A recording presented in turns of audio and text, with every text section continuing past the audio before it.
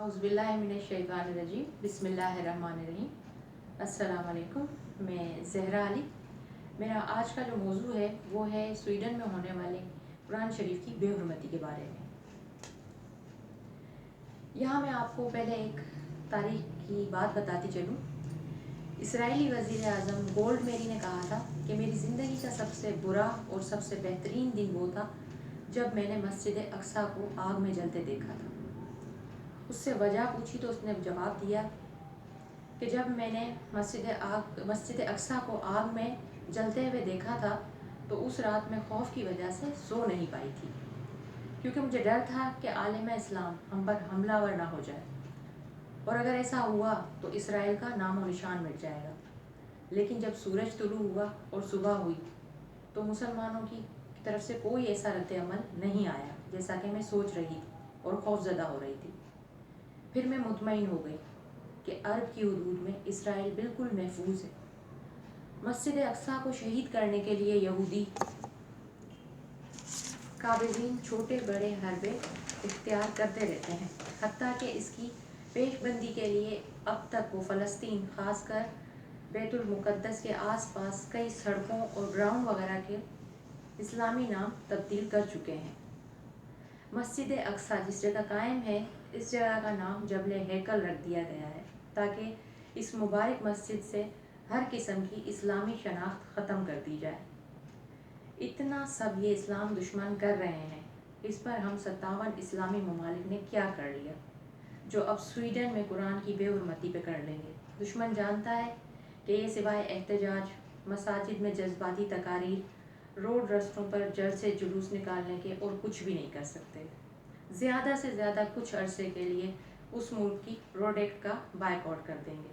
बिल्कुल ठीक ही तो सोच रहे हैं ये, क्योंकि वो जानते हैं कि जब मस्जिद अक्सा को आग लगा दी गई, उस पर इन नाम नहाद मुस्लिम ममालिक को गैरत ना आई तो अब क्या कर लेंगे। स्वीडन में ये पहला केस तो नहीं, इससे पहले भी कई बार वहाँ कुरान की बेहुरमती की गई है। नॉर्वे में भी कुरान को नज़र आतिश किया गया। फ्रांस में भी गुस्ताखियाँ होती रहीं। आज़ादी इजहार राय की आड़ में इस्लाम को टारगेट किया जाता रहा, गुस्ताखाना खाके बनाए जाते रहे। हम मुसलमान चंद रोज़ शोर करके भूल जाते हैं। हमारे मुल्क में आज भी फ्रांस की, स्विट्ज़रलैंड की प्रोडक्ट यूज़ होती हैं। मुसलमानों की गैरत दीन के मामले में मुकम्मल तौर पर मर चुकी है। यहाँ तौहीन अदालत की सज़ा है। कोई आपके बाप को, आपकी माँ को गाली दे दे तो आपकी गैरत जाग उठती है, बात मरने मारने तक चली जाती है। मगर जब बात रसूल खुदा और दीन इस्लाम की आए तो हम अल्लाह का मामला है, अल्लाह ही बदला लेगा, ये कहकर खामोश हो जाते हैं।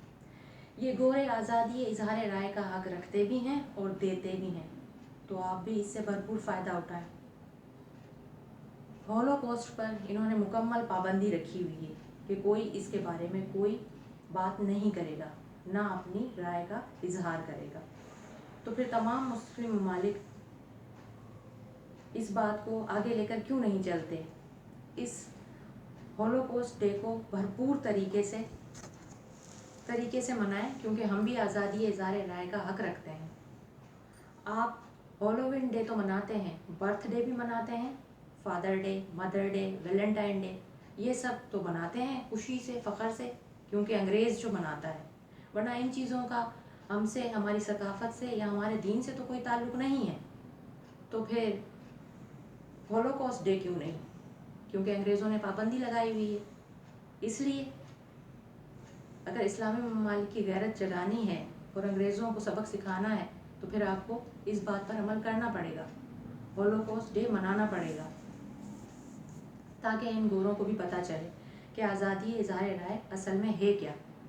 इन गोरों को कश्मीर, फ़लस्तीन, शाम, अफ़गानिस्तान पर और दूसरे ममालिक, मुस्लिम ममालिक जिनमें इन्हीं की शैतानी चालों की वजह से आग लगी हुई है, उस पर अपनी राय का इजहार करते हुए मौत पड़ती है। घूम फिर कर इनका टारगेट सिर्फ़ और सिर्फ हमारा दीन इस्लाम है। आज तक किसी मुसलमान ने तो किसी सिख, किसी ईसाई, किसी हिंदू, किसी यहूदी की किताब को नज़र आतिश नहीं किया, क्योंकि हमारा मज़हब इस बात की इजाज़त नहीं देता। ये सब हमारी कमज़ोरी है कि हम कुछ कर नहीं सकते सिवाय एहतजाज के। खुदारा कुछ तो मुसलमान होने का सबूत दें। آپ کی زندگی، آپ کی روٹی روزی ان گوروں کے ہاتھ میں نہیں، آپ کے رب کے ہاتھ میں ہے۔ سویڈن میں یہ بھی کہا جا رہا ہے کہ وہ مزید قرآن کے نسخے نظر آتش کریں گے۔ یہاں ایک بات بتاتی چلوں کہ جب انگریزوں نے ہندوستان پر قبضہ کیا تو انہوں نے عوام کو قابو میں کرنے کے لیے ہر علاقے کے مقامی لوگ فوج میں بھرتی کر رکھے تھے۔ انگریزوں نے قابض ہونے کے بعد قرآن پاک جو کہ کتابی شکل میں موجود تھا مارکیٹوں سے غائب کروانا شروع کر دیا۔ تو انگریز فوج کا ایک مقامی افسر جو کہ مسلمان تھا ایک 7 سال کے بچے کو لارڈ کے سامنے لایا اور بچے سے کہا کہ پورا قرآن سناؤ۔ بچے نے پورا قرآن اس انگریز کے سامنے سنا دیا۔ انگریز افسر حیران ہو گیا۔ پھر مقامی مسلمان افسر نے کہا کہ مارکیٹ سے قرآن غائب کروانے سے کیا ہوگا، قرآن تو ہر مسلمان کے دلوں میں آباد ہے، دلوں میں بستا ہے۔ اور اس واقعے کے بعد انگریزوں نے قرآن پاک غائب کروانا بند کر دیے۔ آج ہم مسلمان انتظار میں ہیں کہ کوئی صلاح الدین ایوبی، کوئی محمد بن قاسم یا کوئی خالد بن ولید آئے گا۔ اس وقت ضرورت مضبوط ایمان کی ہے جو کہ آپ نے اپنے اندر خود پیدا کرنا ہے۔ مت ڈریں ان باتوں سے کہ یہ گورے ہم سے سب کچھ چھین لیں گے۔ کیا چھین لیں گے؟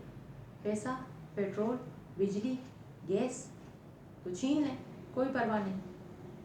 آپ کا ایمان مضبوط ہونا چاہیے، اور ایمان ہی سب سے زیادہ قیمتی چیز ہے ہم مسلمانوں کے لیے۔ جنگ سے ڈرائیں گے، جنگ سے مسلمان نہیں ڈرتا، وہ تو پیدا ہی جہاد کے لیے ہوا ہے۔ یہ امریکہ افغانستان سے کیا لے گیا؟ شکست کے سوا کچھ بھی نہیں۔ ایران سے اس کی جان جاتی ہے۔ اگر آپ کو ان گستاخانہ خاکوں اور اسلام مخالف تنظیموں سے بدلہ لینا ہے تو سال میں ایک دن مقرر کر لیں کہ ہم ہولوکوسٹ ڈے ضرور منائیں گے اور اس پر اپنی رائے کا اظہار کریں گے۔ خدا کی قسم یہ بات ان گوروں پر ایٹم بم کا کام کرے گی۔ اب ثبوت آپ نے دینا ہے اپنے سچے مسلمان ہونے کا۔